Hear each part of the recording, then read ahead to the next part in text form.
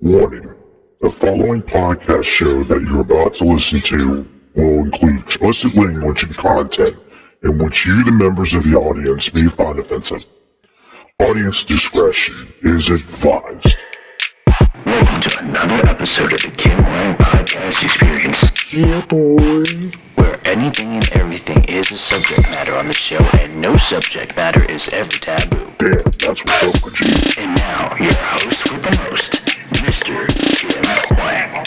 Bro, am I getting paid for this? Hey, what's going on, ladies and gentlemen? How in the world are you? This is your boy Kim Hoang, the Asian sensation, and we're back at it again with another episode here on the Kim Hoang Podcast Experience, coming at you live all the way here in Kensington, Maryland, over in our HQ, the Prototype Studios. For those that don't know where Kensington, Maryland is, it's in the Washington, D.C. metropolitan area, so it's literally not far. Depending on the situation and depending on traffic and depending on where in Kensington you are, you can basically make it to Washington, D.C. within 15 minutes, I think, give or take a few. And it's great. You know, we're here, we're doing it up, and it's amazing. Before we get started, though, I do want to apologize. I know that I've noticed there's a little bit of a pattern where lately I haven't been as consistent of putting episodes out like I normally would have. And I just want to go ahead and apologize out to everybody out there that's listening to this episode, who's listening to this podcast. I don't want to make excuses, honestly, but if I had to give one, I would just say that life, everyday real life, outside of this beautiful art that I call podcasting, or creative medium, my creative medium, life got the best of me at this moment. Just concentrating on my day job, working, doing this and doing that.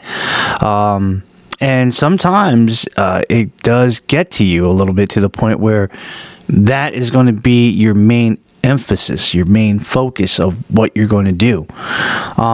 It didn't mean that I forgot about podcasting entirely and my responsibilities to my show, but I did have to put things on the front lines a little bit, and going forward that might be the case a little bit.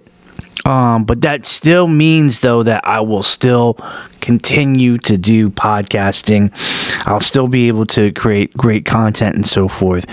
It just means that maybe for a little bit, it won't be as consistent on a weekly basis as the expectation is.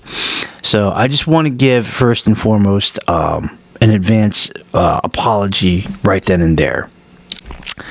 And I basically do want to offer that apology to everyone because I feel like you guys deserve it. I always tell people that when it comes to podcasting, I feel like I'm working for you guys, that you guys are the boss.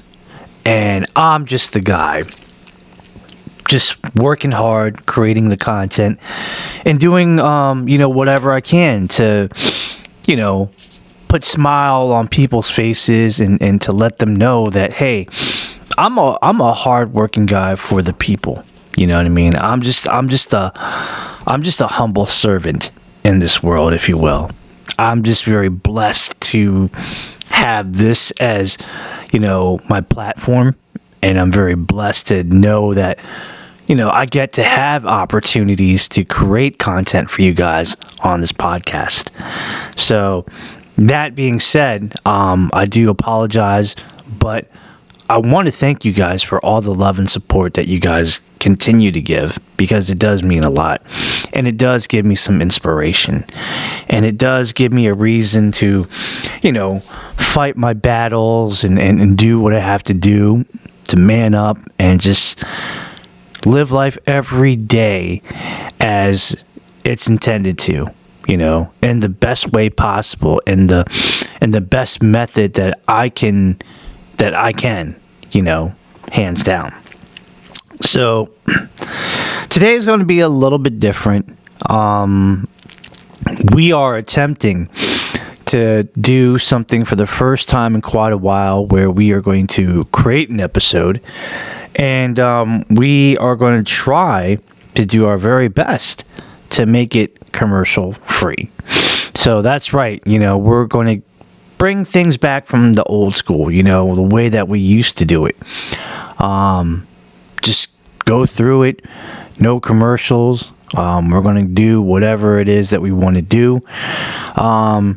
Will I make the full 60 minutes? I am not sure. It's been a while since I did this kind of format, but I'm up for the challenge. I really am.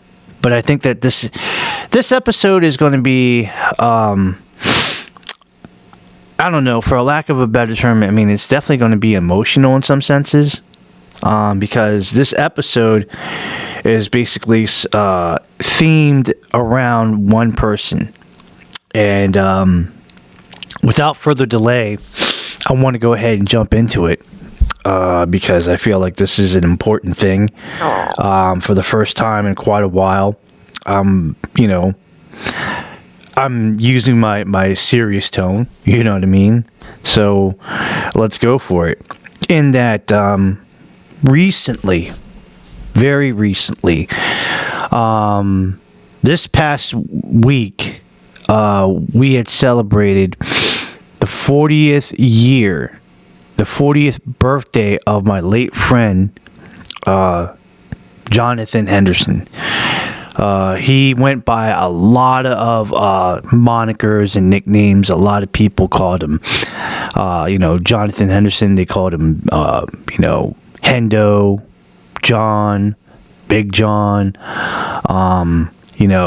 Brother Henderson, Brother John, whatever it is, that's what they called him. But a lot of people knew him for a lot of things. They knew him as being a talented martial artist, being a 4th degree black belt in the style of, Taekwondo. The Olympic style, which is commonly known as the World Taekwondo Federation. He was also known to be a karate instructor for a Washington, D.C. based, karate school called Kaizen Karate, where he was one of the coaches.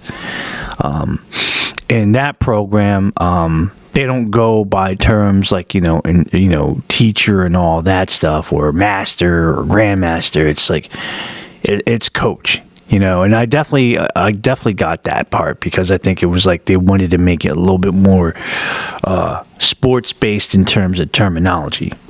A lot of people knew John as being a really good dancer, as he actually joined a lot of dancing groups, doing, blues dancing. I also think that he did a type of dance with a hip hop group, and also like a freestyle group, with this one dance group, and they're located over in, I think, Wheaton, Maryland. I don't know the name of that particular organization, so I'm going to have to take a look at that and try to look that up in a second. So I'm really sorry about that.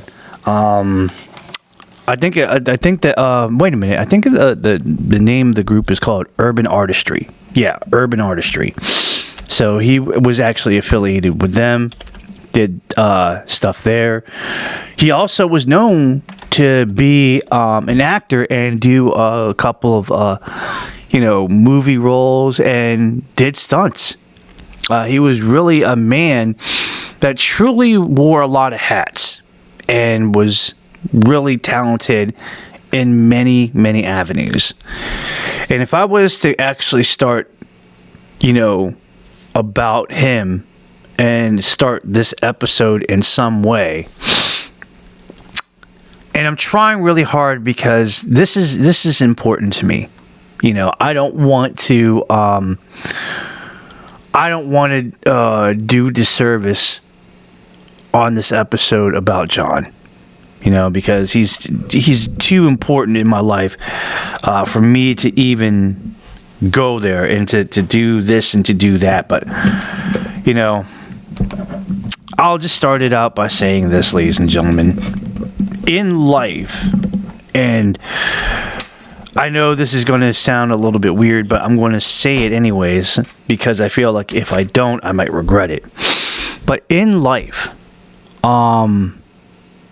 we basically meet a lot of people that come and go. And those individuals come from all walks of life. They come from all personalities of life. And John was no different. John was one of those individuals that I didn't realize at the time, the potential of how awesome the friendship between him and I could be. And John was a person that, I think about it now, like where my life is right now, if John Henderson was not in it, I don't know where, I don't know what it would be like. I know for the fact that I would not have met the people that I did if it wasn't for him. I definitely wouldn't have met him and his family. And I definitely wouldn't have known everything about the gentleman, But if I'm going to the beginning of the situation and how it all, came to be, years ago, there was a stunt organization in Washington, D.C., where they would meet on a weekly basis to work on, stunts for movies and stuff, such like that. Stunts for like local film and such like that. And it was ran by this one individual, and I kept on seeing it for a long time, because everything that they were doing, they were showing video footage on all sorts of social media. And, when I looked at it and I saw what was going on, it struck my interest because I felt like, okay, if I do this, if I go into, learning a little bit more about stunts and so forth, it might do wonders for my acting career, because that would make me a little bit more multi-dimensional. I just wouldn't be an actor. I could be an actor that knew how to do stunts and fight scenes. So I would actually be like Jackie Chan. You know what I mean? I'm very versatile in that respect. So I decided to go for it. And, when I got there, there was a lot of people that, I met. And one of them was John. And it was really cool because John, along with another friend of ours, another brother of ours, Timothy Apollo. So shout outs to Tim, because he is a professional stuntman and doing a very good job in that area. Besides, Tim, John was the very first one to make me feel very welcome. And he extended his hand out and he introduced himself. And, it was really cool because he just came up to me and just said, "Hey, how you doing? My name is John, a.k.a. Hendo, you know what I mean? Glad to meet you. I hope that, you're going to have a good time, and I hope everything is well. And, I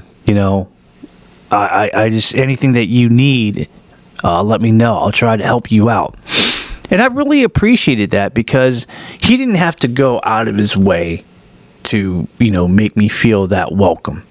I wasn't welcome. I wasn't like expecting a welcoming committee or just, people to reach out and to be nice and kind like he was.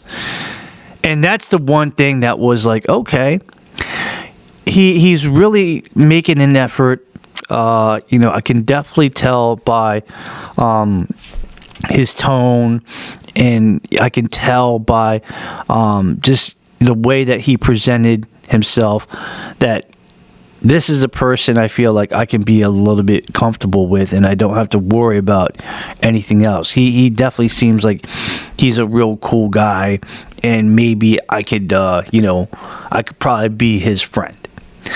And it's funny, through that organization, we started hanging out a lot, we would hang out a lot during the training. We would hang out after the training and so forth, and it was really cool, I found a good friend at that time, and we started to connect the dots because he was saying a lot of things like, he liked music, especially like alternative and such like that. He loved alternative music.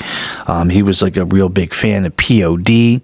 And I told him like, oh shoot, POD I've seen a couple of times in concert. They're one of my favorite bands. Yeah, I like POD too. John also liked movies. I liked movies. Obviously, he loved martial arts movies, so I could talk to him all day about that, which was really amazing. Anything from like Bruce Lee movies, Jackie Chan movies, Jet Li movies, even Donnie Yen movies and so forth. Yeah, and we were talking about Donnie Yen movies before, the Ip Man series that he's famous for. And we were also talking about comic books and so forth. I mean, it was really cool. Like, we connected on a lot of areas. And, the fact that he told me at that time, like, yeah, I'm a black belt in Taekwondo. I was like, no way, that's awesome. I didn't want to like be like a very mean person or a stereotype or something like that, because one thing about John, when you first meet him, you notice right off the bat that, he's for lack of a better term, he's a big dude. He's hefty, but he's not super hefty, because he is a person that does work out. He's got strong arms and good strength and everything like that. Like, the guy's like really strong, but he's also very agile. And when you look at him, you're like, there's no way that a guy of his dimensions and physical dimensions and proportions could move so fluid like that. My man is just like very flowy, like water. And when you saw that, you were just in awe, because it's just like, that's not fair. A guy like that can move like that. And maybe I'm a guy that's, thinner than that, that's, in okay shape at the time, and I can't do that. I need to step my game up. And John was really, really good in that sense. And I remember one day, I think we were just having a free day over in the stunt training. And, he said that, hey, I understand that you take Taekwondo. And I said yes, because at the time I was just a first degree black belt. So he was like, hey, I'm going to make a demo video of just like, sparring. Would you want to go ahead and participate? We don't have to go all out, obviously. We can just go like at 10 or 15%. I just want to, throw some stuff out there and show my abilities. And I said, sure. I took it as a personal challenge for me at the time, because I just wanted to see how good he was and where he was at. I mean, you might say that it was filled with ill intentions, but I just wanted to see, as a fellow martial artist, how good he really was, and, how he could challenge me. Because they usually say you can't be good unless you actually, hang around with other people that can make you good. And I took that as like a friendly challenge, and I wanted to go for it. So we did it. And just as I suspected, I knew that John was pretty good because he was able to move around on the sparring ring, and he knew how to do ring generalship, which means he knew how to move around the ring very well. He was dancing on the floor pretty good, and it wasn't a thing where it looked like he was dancing with two left feet. You know what I mean? He was very loose. He was very elusive. He knew how to step around and so forth. And when it came time to, throw some kicks and some combinations, he did it very effortlessly. And once again, being the gentleman that he is and his physical stature, I thought there's no way that he could get me. I didn't think that he was going to, kick me or, kick very high. And I was wrong on all aspects. I was like, oh man, like he got me good. He got me real good. And I know that he could have got me, even better if he wanted to, by just adding that extra power, just to, put me in my place. But I think he knew that, I was just trying to do the best that I can. And I wasn't trying to hurt him, as I was just, again, trying to go 10%, no more than 20% on the power of the sparring, And at the end of it, of the 3 minutes, obviously, I gave him my love and respect, I bowed to him, shook his hand, and I said, thank you, that was awesome. And, he pulled me aside and he said, hey, you have great knowledge and ability. Obviously, you know what you're doing. And if you ever need any help or anything, just let me know, and we can run it back. And I appreciated John for that, because John was, he was that courteous. He wasn't that type of person that would try to take advantage of you or just say, well, because I'm a 4th degree black belt in Taekwondo and I've been studying for years, I can impose my knowledge, my abilities, and my skill on this person that, may not have been training as long as I have in the martial arts. But he didn't do that. And I think that was really cool, and I think that was really awesome. Like I said, I had the opportunity to work with John on a couple of projects, film projects where we were actually stunt performers and doing fight scenes and fight choreography. And it was always cool to actually hang out with John in that respect. I remember one time, while we were filming on set, we weren't called onto the set at the time. We were probably hanging out in the back area, waiting for our cue to be on. And I talked to John, and I said, John, I probably didn't talk to you about this, but, what's your expectations? What are your hopes? Because there's a lot of people here, a lot of talented people that train at this stunt organization. And they have their story. So what's your story? And, he thought about it. He was like, that's a good question, because that's a question that not many people ask me. And you're one of the very few. But rather than not leaving you with a slice of pie to munch on, I'm going to, I'll tell you my answer and my stories and so forth. And he told me flat out, in the short version of it, that he was interested in being a stuntman and being in, more movies and so forth. Because he felt like he had a natural talent. He felt like, with his abilities, his God-given abilities, his physicality, his knowledge of the martial arts and how very good it is and how very vast it is, he felt like this is going to be a perfect fit for me. I see a lot of people in the movie scenes, doing such things and getting paid a lot of money. And I feel like if they can do it, I think that I can do it. And I think that we need to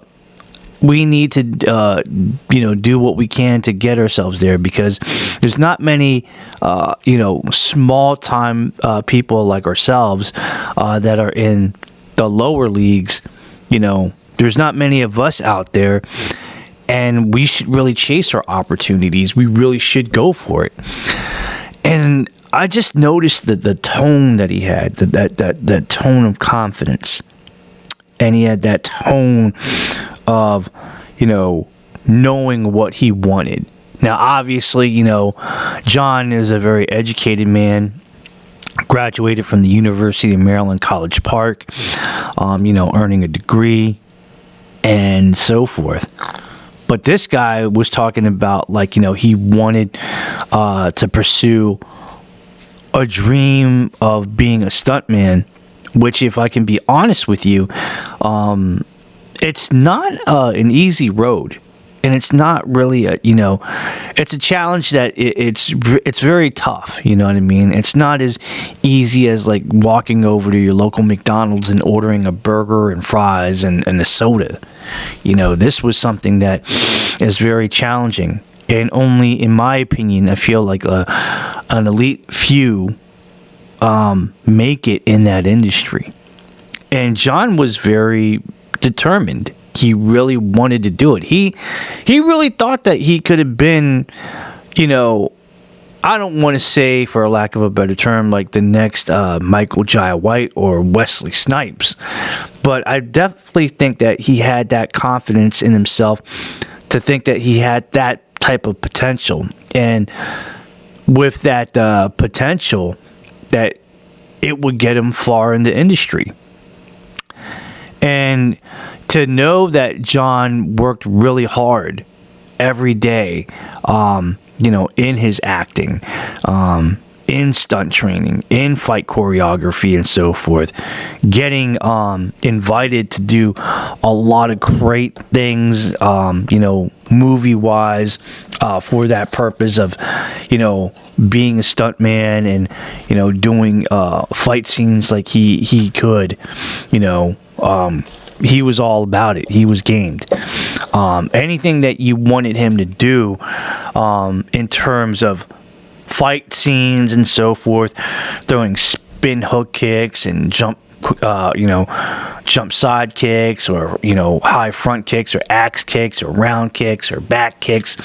John definitely had that ability where he could absorb the information and he would get it real good. I don't want to say that he got it on the first try, but I feel like he really could. Maybe realistically he could probably get it in 3 tries, but I feel like that he got it in 1. And I feel like with that ability to do so, everybody just respected him for that. Because it takes a lot of hard work and a lot of discipline to understand certain situations of that magnitude, and to do it so well, to do it so flawlessly, that it's just like second nature. And I was just really shocked, and I knew that I needed to have like brothers like him in my corner, real good guys that, are very determined to get there. And people in general that I would say that are very positive. That's the one thing that I loved about John, was that he had such a positive vibe and a great demeanor. He was never negative. He's always a person that loved a lot of people.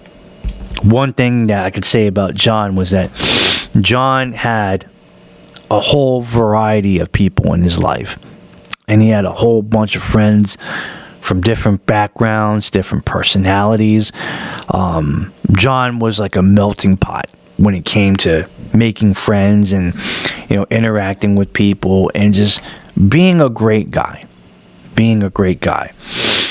And I'll tell you this, if there was a social outing, 9 times out of 10, I would say that John was there. You definitely could see him there. It's like, hey, John, I heard that there's just going to be this hangout that's coming up on Saturday night. Will you be there? Yeah, I'll be there. And sure enough, you would see him there. He would greet you.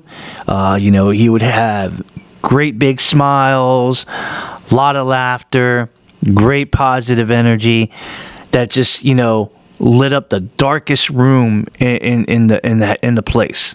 And it's awesome. It's really cool. And I think that a lot of people love that. They really appreciated John for just being that type of guy, being that positive dude.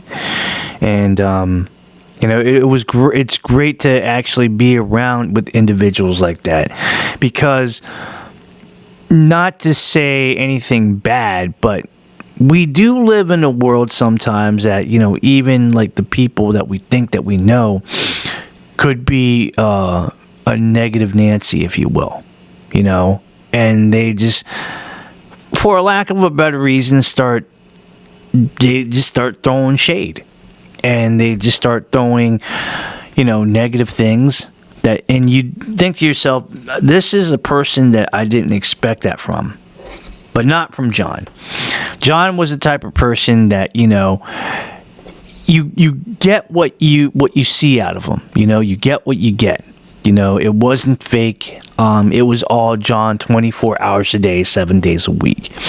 And John was the type of person that if you show me love, I'm going to show you love regardless. But if you do me wrong, well, let's just put it this way. I'll acknowledge you, but that's it. I'll say hello. I'll say your name, but that was it. Because John didn't have a mean bone in his body. It just wasn't in his DNA. And I think that it's because of his family. His family's that way. They're very loving people. They're very welcoming people. It's amazing. And it's funny. John, one time, I think it was after, stunt training, he was like, hey, what are you doing on Saturday or something like that? And I said, well, nothing that, that comes to mind. What do you got? And he was like, my parents are kind of asking a lot of people, or asking me about a lot of people that are involved in the stunt group and so forth. And they've been hearing a lot of things, but they haven't really seen a lot of people. And they want me to invite some people over to a barbecue party. And they were like, why don't you invite this person, or why don't you invite this Kim person, because you keep talking about him. And when I heard him say that, I was like, oh, okay, that's very complimentary. So he said, hey, just, would you like to come? And he extended the invitation. I accepted, and it was great, because when I came to that barbecue party, I was blessed to have met, his parents. His father, George, his mom, Diara. His sister, Talia, at the time was in Japan because her professional career, she's a teacher. And she teaches in Japan and has been doing so for many, many years. So at the time, I never met his sister, Talia, in person. I did have the pleasure later on in life to have met her. She's a sweet girl, love her to death. But yeah, it was great to have, met his mom and dad. I also got a chance to meet his grandmother, who was affectionately known as Granny, and it was really cool to meet her, and it was great to, vibe with everybody and just, introduce myself and let people know, hey, this is who I am and so forth. And, I know John from the stunt group, and we've hung out, and we've also done movies together and so forth, and it's been great. And that was the start of a very beautiful friendship, because when I got to meet John's parents, they literally became like the parents that I never had, And I don't mean to say it in a very bad way, but I mean, being a person of, myself, growing up in the culture that I was and having the parents that I have, it wasn't like the stereotypical, all-American family kind of a deal. I mean, they definitely did the best that they could, for sure, absolutely. And I give my parents all the credit in the world. But, meeting John's parents was straight out of like a TV show from like the 50s and 60s. And I say that with absolute respect, because I was just like, man, this is too good to be true, because they're so nice, they're so kind, and they're very generous. They're not judgmental. They're not negative to anybody. And I just said to myself, I know now where John got it, and God bless his parents. It was incredible. And I slowly became a member of the family. And I believe that Mr. and Mrs. Henderson was saying, years later after the fact, that, you're really starting to become a member of the family. John talks about you religiously. He thinks the world of you. He really considers you his brother. And when I heard that, I was really touched. I was really touched about that. And it was really cool, And I started to believe that. Because, I would, hang out with them religiously, consistently. There'd be times that, we would actually have these outings. Every so often, periodically, I would go out to Philadelphia, Pennsylvania. Because, obviously, it's 2 hours away. It's a great city. There's a real cool vibe there. There's a martial arts store over there called the Asian World of Martial Arts. That, every martial artist knows that store. And we all know that it's one of the bigger stores in the East Coast. And when I told John, when I presented him with the opportunity to do so, he jumped on board. So it was like myself. The very first time, it was myself. It was Timothy Apollo. And there was another dude from the stunt organization by the name of Nate Schreier. We all went there. It was a cold day, but we went there. It was crazy, but we definitely had a blast. Basically, that was a day that we were hit with every type of element. It was sunny, but yet it was cold, and then later on it was raining. It was that crazy, but we did it. And we had such a good time. We went out there, went to the Asian World of Martial Arts. We got free Santa hoodies. It was incredible. It was really a good time. We all ate over at the Gem Steaks on the corner of 4th and South Street. We all got to see a little bit of downtown Philadelphia. Went over to the Philadelphia Museum of Art, where they filmed the Rocky movie. And it was cool running up the steps and humming the theme song of the Rocky movie. Ba-da-da, ba-da-da. It was great, and it was just one of those cool moments. Hanging out, having a good time. Taking a picture over on top of the Philadelphia Museum of Art. And going downwards to the statue of the Rocky Balboa statue, taking a picture of that statue together, which was really cool. And then just celebrating before we left, we went over to a place called the Budokan, which is a very big, fancy Asian restaurant, a Chinese restaurant. And it's really awesome. It's amazing. It was pretty expensive. I can tell you that right now. It was pretty expensive, but I mean, it was, we just basically went there just for some appetizers and some drinks, and I didn't think that it was going to be that much, but hey, I mean, when you have an opportunity, you just go for it, and we did, and it was amazing. And it's moments like those I take with me forever, for sure.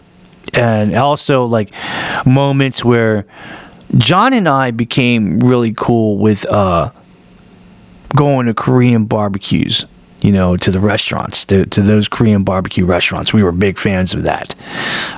Going over to this place called Iron Age in Rockville, Maryland.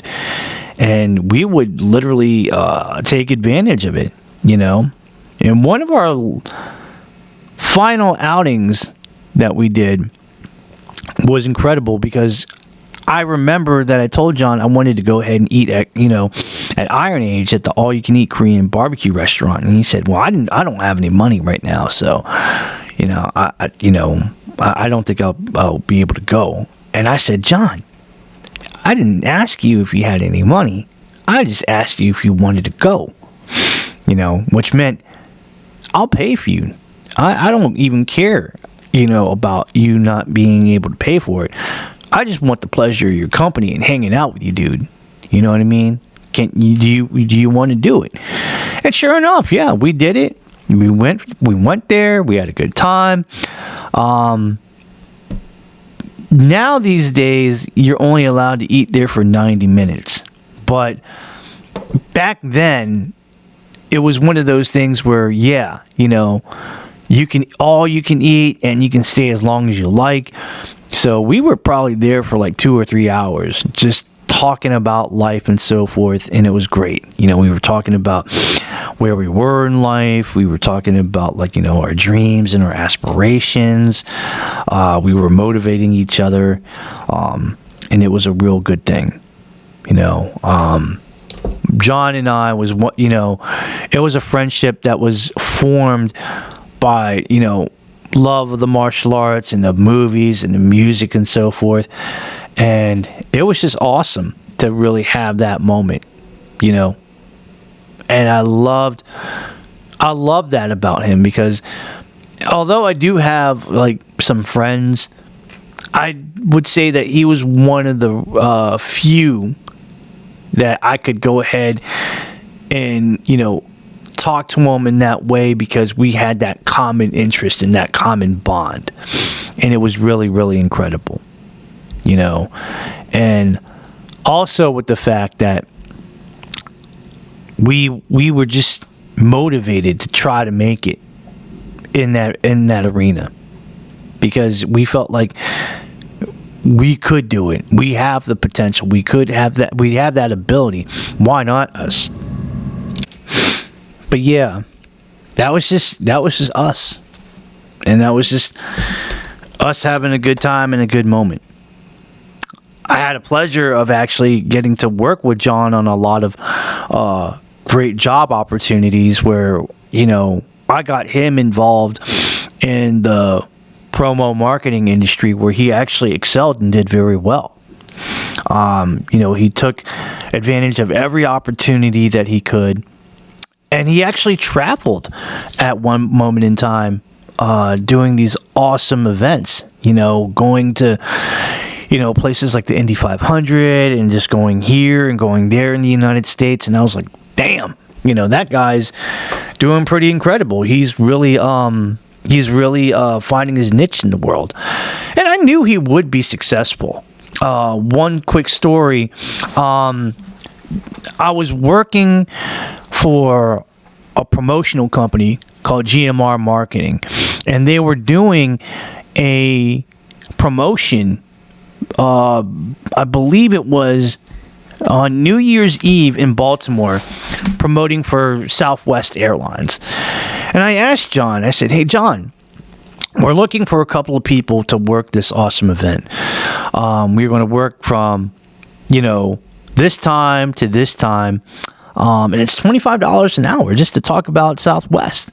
and just hanging out, having fun, and, giving out premiums and so forth. And I think at the time, he was going out with a girl by the name of Michelle, his girlfriend at the time, later would be his fiancée.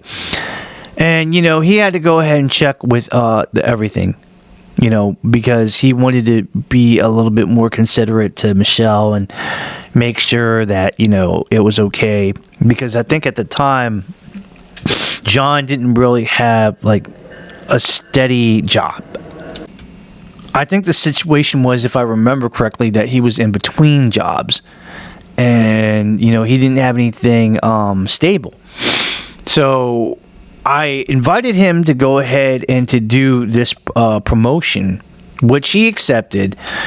And that was like the first time, because he went there just thinking like, I don't know what I'm going to do. And I reassured him, like, look, as long as you go in there and you bring in the energy and you bring in your nice personality, everything will be fine. Yes, there definitely will be work involved, but, I know that you're not a stranger to hard work, and you will just do fine. You will knock it out of the park. I don't foresee you having any trouble with it. And he was like, all right, if you think that I have the ability to do so, I'm so down. And I said, I know you have the ability. I think that you'll do great. You'll do great. So, that was the beginning of a great career path, if you will. He did so well interacting with the other people, having a good time. We were singing a lot of songs and so forth, a lot of Michael Jackson songs, and he jumped right into it. And John, being, the charismatic person that he was, threw a little, dance number in there. And that's what really sparked a lot of people. They were just like, oh my gosh, this dude's amazing. He's got more moves than Chocolate X-Lax. And I swear, like, a lot of people were singing his praises, clapping for him, giving him a standing ovation. And it was wonderful. Like, it was really, really wonderful to see John, find his niche in that industry. And which then later on in the upcoming weeks, that led him to an opportunity to become, a brand ambassador for a prestigious, a very good prestigious program within GMR marketing. And, John did really well. He did his thing. It was incredible. And I just loved and appreciated the fact that, he had such a strong work ethic. And I think that came from, years of being a student at the University of Maryland, College Park, him being a martial artist where, in the martial arts, you work hard, you work hard to earn your success. It's not given, it's earned. And he wasn't afraid to get his hands dirty and his feet wet. He knew that when it's time to go to work, it's time to go to work. And he wasn't mad about that. He was somebody that was very confident. He was up to the challenge. Whatever it is that you wanted him to do, whatever expectations that you wanted to throw at him, he was a person that was ready to take on that challenge. And he was a person that was ready to do what he needed to do in order to succeed. That was the bottom line. That was the bottom line. Thinking about him and remembering him, at least at the time, I felt like he's a friend that's going to be around for a very long time. And by that, I mean that, to this day, I feel like, yeah, he would still be with us physically and so forth. And I'll never forget that day where, unfortunately, he had passed. I remember that during that time, I did help him to get a position on the Nintendo holiday program over in the Washington, D.C. area. Specifically speaking, for anybody that's familiar with the area, over in Tyson's Corner in McLean, Virginia. I just got him to be hired on that program. Days before that he was going to start, he was feeling a little ill. He had been feeling a little bit down for a couple of days, and I know John, when he's not feeling good, he'll just tell you, and it'll take him a couple of days to kind of shake it off, you know. And I just thought that, he might have a cold, or he might have the flu or something like that. And I know that, with his health, when he gets ill, it hits him hard, So what normally takes one person to shake off, let's say a cold in a week, it might take him a while, And I just said, well, John, if we're not hanging out, and if, you're feeling ill, then I think that what we need to do at this point is that we need to, we need to let you rest, and we'll just catch up whenever, we have an opportunity to do so. I remember waking up one morning, and I get a call, but it wasn't like a traditional phone call. Like, it wasn't like I had somebody's phone number, but it was on the instant messenger of Facebook. And I see that John's name popped up, or the Henderson name popped up. And I was like, this is a little bit unusual, because John and I communicate through texting, and we call each other on a regular basis. You know what I mean? And when I saw this, I was a little bit thrown off, but I wanted to answer it because, there could have been a lot of reasons why this could have possibly happened. Maybe, maybe John, ran over his minutes, maybe. Maybe John might have missed a payment on his cell phone bill, and the only way that, he could communicate is that if he was on Wi-Fi, and he could communicate that way by just, calling, using that, program, using that app. And I say, hello, hey, what's going on? And it turns out to be John's mom. Now, I didn't know what was going on. I never get a call from his parents, and not at that time. And I thought to myself, okay, I'm just going to see what's going on. And she had told me that John went to the hospital. When I was initially told that, I just thought to myself, oh my gosh, maybe the sickness and the maybe the flu got the best of him, and he needed time to recover. They're probably going to put him in antibiotics or something like that, and he's going to stay in in the hospital a couple of days, and he'll be okay. Turned out that John at that day couldn't breathe, and there was something very bad that happened to him. And they took him to the Washington General Hospital in Washington, D.C. And unfortunately, John passed away. He didn't make it. They said, if I remember correctly, that it was something... First, they thought it was asthma, but then it had something to do with his heart. And unfortunately, because of that, he was gone. And when I heard that he was gone, that he passed away, I was shocked, because I felt like there's no way in the world that this is even happening. How and why is this happening? I don't get it. This is, not John. Because John is like to me, at least from my observations, was very active.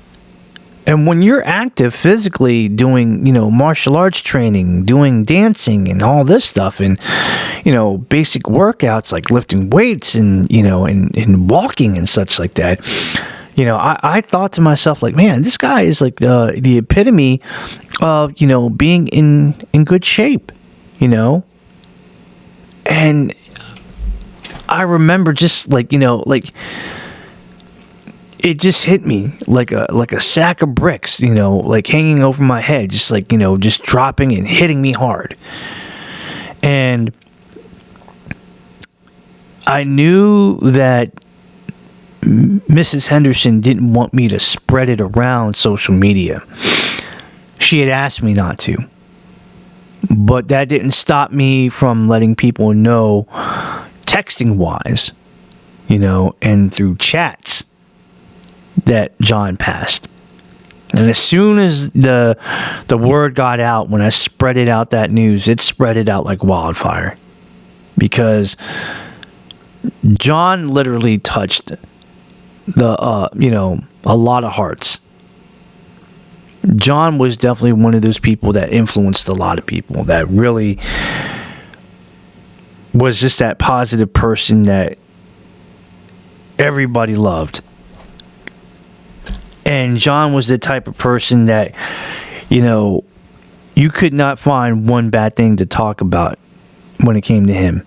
You couldn't say one bad thing. He was loved by all, respected by all. And when I can tell you like this, when that news dropped, it was really rough. What was even more rough was attending his funeral and given the honor to be a pallbearer and to give a speech, a eulogy about John. And that was rough. That was challenging. I wasn't going to say no, but it was challenging. It was one of those things where, like, I felt like if I'm going to honor my friend the right way, I'm going to do it to the best of my ability, and I'm going to do it in this capacity. I thought I was just going to be a guy, for all intents and purposes, just to attend the funeral. But it was more than that. John meant so much to me in my life that at that time, I just shortly after earned my second degree black belt. And, I remember seeing him lying there peacefully,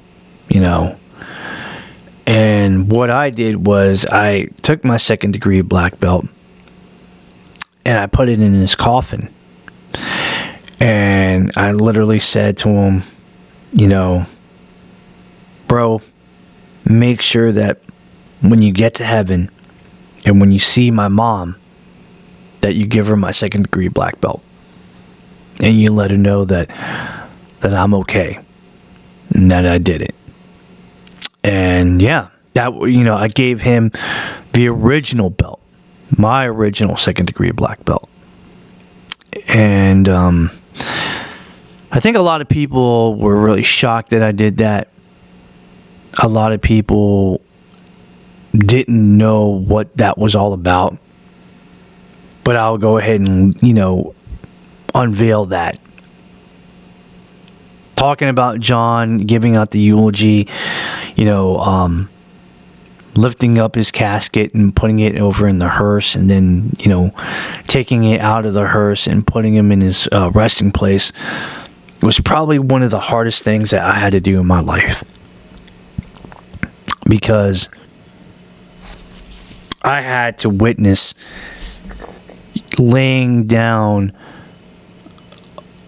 not only my best friend, but my brother in the dirt, putting him in peace, in his resting place. And it still affects me to this day, because there would be times that, I needed to talk to John, and he would be there. Whether if it was a phone call, or me just texting him randomly, or having a chance to, meet up with him in person and just, have like coffee, you know what I mean? And we definitely had those Starbucks trips, a whole lot of them. My man was definitely down for the coffee, you know what I mean? It was, that was our bond, we didn't do a lot of drinking, in terms of like beer or alcohol or anything like that. Hardly.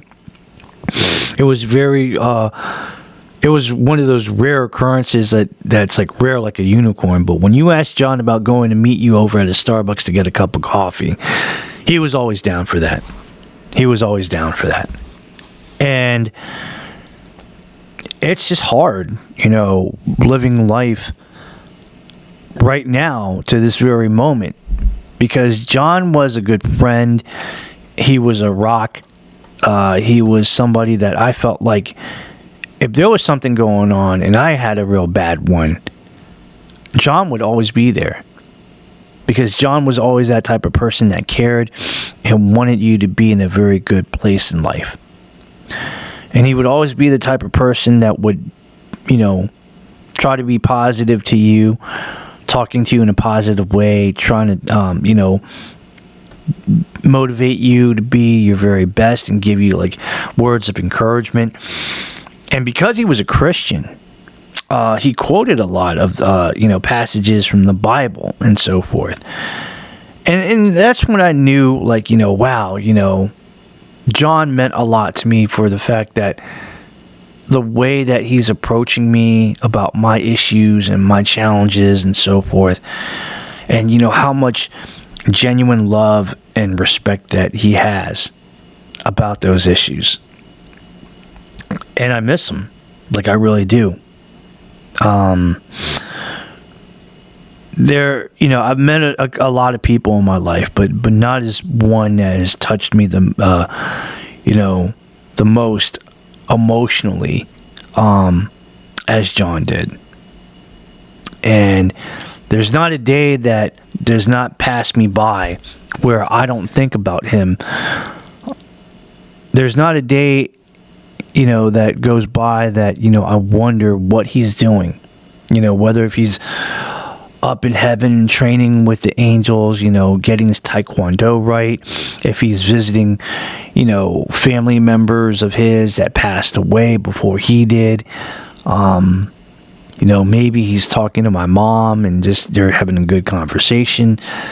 That happens a lot, all the time. And if I can be transparent, I miss John. I miss him every day. Sometimes they say that, time heals all wounds. That might be true, but there's just some things that time can't heal, And the fact that it's this situation where, it can't heal the fact for me that I lost someone important in my life, a very, very, dear friend who's more than a friend, but my brother. And I miss him. I miss all the good moments. I miss the conversations. I miss, the social hangouts of just going out to eat with them, either at a Korean barbecue restaurant or, a regular restaurant. Could be like TGI Fridays, or eating Vietnamese pho with some banh mi sandwiches. I miss all of that. I miss going to the movies with them and just then afterwards talking about the movie and having these funny debates and so forth. It was pretty wild. And a friendship like his doesn't come by very often. It's very rare. I was very privileged enough to have received that. And as we celebrate his 40th year, or what would have been his 40th year, I'm just reminded about all the positivity and all the goodness that came out of that friendship, out of that great relationship. And I miss it. And I think the only thing that that reminds me of that friendship, reminds me of that legacy, is his parents. Since his passing, I can confidently say that I do talk to him on a regular basis, and I do check on them a lot. I do make sure that they're okay, and I do make sure that they're in a good position in life. I know it hasn't been easy for them, and I understand that. Losing, your first child and only son, I can't even imagine it.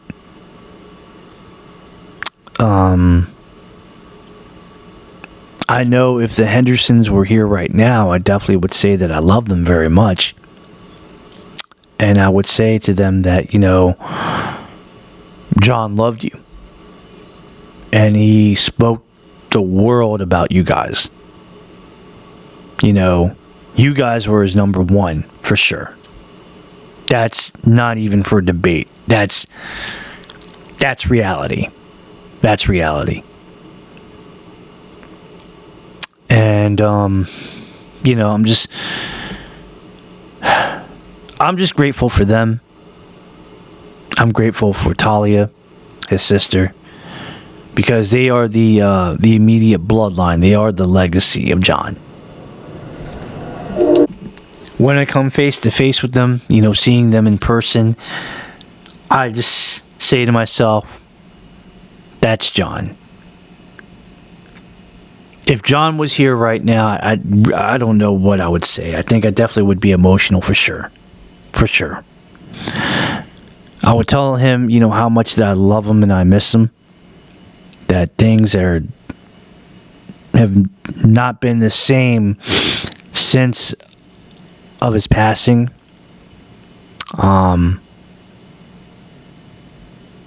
Life is not easy.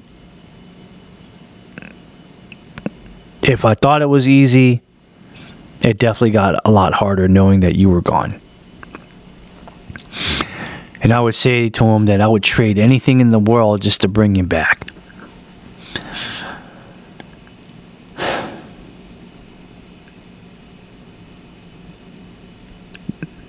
Because let's count it. He passed away in 2018.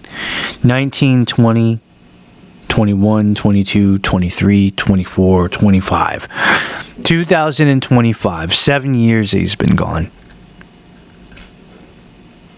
And I do everything I possibly can to keep his memory alive. And to live life the way, that he would wanted me to do. And I think recently I spoke out on social media. I basically had, wished him a very happy birthday because obviously that was an, important part of life. I said that this was, a great milestone of him in his 40th year. And I think I said something in the context of, he meant a lot to me in my life. He did so much for my life. And if it wasn't for him, I don't know where I would have been.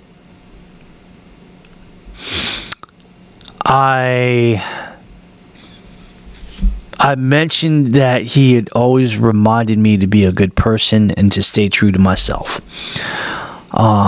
He always said that, when it comes to the martial arts, training is very important. And he was a big, he was a big advocate for that. He also reminded me to love myself and that there was always something to live for.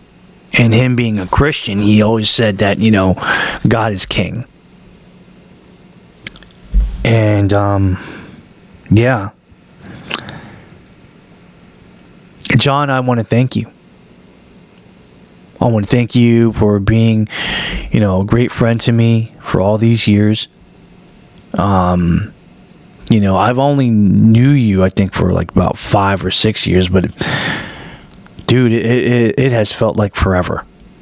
All the, discussions and late night conversations through, in person or texting or phone calls, and talking up a lot about stuff that's happened over in the, movie, the local acting industry, the stunt industry, talking about stuff in the stunt organization that we were training at and so forth, talking about life and everything.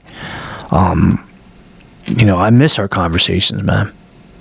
I truly do. I really miss you, and I would give everything in the world to get you back. I really would. And it's hard, man. It's really hard because, sometimes I'm living my life and knowing it's without you, but I live my life and I'm wondering, am I doing this right? What's going on? Life is a little bit challenging without you now. I don't know how to do it. But I'm grateful for all the times that we had. I'm grateful for the lessons that you taught me. I'm grateful for the positive words that you spoke. And I'm just grateful for the fact that you were one of those rare friends that stuck around for the long haul. Never judgmental, never negative, always positive, always showing love. That's rare in the world. And you did that willingly, and you had no problems of sharing that. And I miss you, man. I love you. You're my brother. So, thank you. And happy 40th birthday. I think that's going to be it. I don't think I have anything more to say. That's just it, guys. So I really appreciate your time.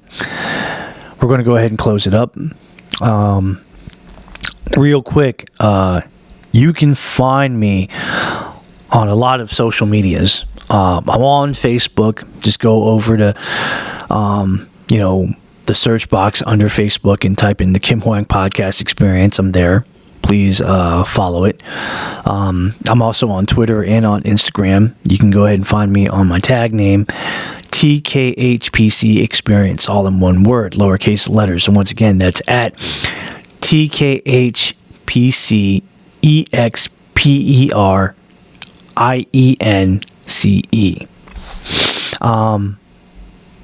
The podcast is on a lot of podcasting platforms: Spotify, Apple Podcasts, Amazon Music, YouTube Music, Audible, and iHeartRadio. Do me a favor, if you have Spotify and you listen to my podcast on Spotify, please give me a 5-star review. If you're on Apple Podcasts and you listen to my podcast on Apple Podcasts, please give it a 5-star review and a positive written review. Because the more times you actually do that, then the more times that our podcast will be thrown into the front of the lines and people will notice it more. And there could be somebody that, there could be a guy that could be like, oh, the Kim Hoang Podcast Experience. I remember hearing something like this because Joe told me about this. He told me to follow, and subscribe to it. Yes, like the podcast, follow the podcast, subscribe to the podcast, and also do me a favor. Spread the word about that podcast on all of your social media outlets. Whether if it's on Facebook, Instagram, Twitter, now known as X, Snapchat, or on TikTok, whatever, or even better, if you are the person that likes to share this type of information in person, do so. Share it in person with family, friends, co-workers, because in this industry, it's called brand awareness. Sharing is caring. You know what I mean? It means a lot. Last, if you want to be a special guest host, if you have any questions for our Q&A forums, or if you have a constructive criticism, please feel free to contact me by email, thekimhoangpodcastexperience@gmail.com. Whatever the subject is, write it in the subject box. Whatever the what you have to talk about, write it in the body of the email, and then just send it out. And within a day or two, I'll take a look at it and I'll reply back, because I like that form of communication, and I'm pretty good with communicating in that way. So that said, ladies and gentlemen, that's going to be it. We're wrapping it up. If anybody out there is interested in wanting to make an episode together about the life of John Henderson and his legacy, let me know. Let me know. Because I have no problems at all to give people a platform in this way to honor John and to honor him the way that I did in this form. And I think it's very important to keep the legacy of your loved ones alive. Whether if it's a friend, a family member, it's important to honor them in this way. And and that's what I wanted to do today. I know that I probably did before in a previous episode, but it definitely bears repeating again. And I'm just going to end it on this note. I really do. Guys, please be safe out there, because it doesn't do us any good if you do something that you're not supposed to do, that lands you in a pine box and gets you buried 6 feet under. We don't want that to happen to you. We want you to live a good life, a healthy life, and a beautiful life, because you deserve it. And anyone else that tells you that you don't, whether they tell you that to your face or they are some slick snakes in the grass and tell that stuff behind your back, you can tell them, like, look, I don't have time for that. I only have time for positive things in my life, and that's where I'm going with it. And if you're going to throw that that negative shade my way, don't. Because it's not going to do any good. You're going to be wasting your time. And nobody's going to pay attention to you. It's been real, guys. Thank you so much. I really appreciate it. I'm going to keep on doing this no matter what. I'm going to do this until I literally can't anymore. And as long as you want me to do it, I'll keep providing, because you guys are the source of my motivation. This is not only my podcast, but it's your podcast as well. And I just want to thank each and every one of you guys for your love and support. I truly mean that. So for the one time, here in the Prototype Studios in Kensington, Maryland, this is your boy, Kim Hoang, the Asian sensation, saying thank you so much for tuning in. I love you. God bless you. We'll check you out in the next one. And as always, thank you for supporting the Kim Hoang Podcast Experience. It's been fun, guys. It really has been. But, yeah, I got to go ahead and go. Y'all be easy. Y'all take care, and I'll see you on the next one. Peace.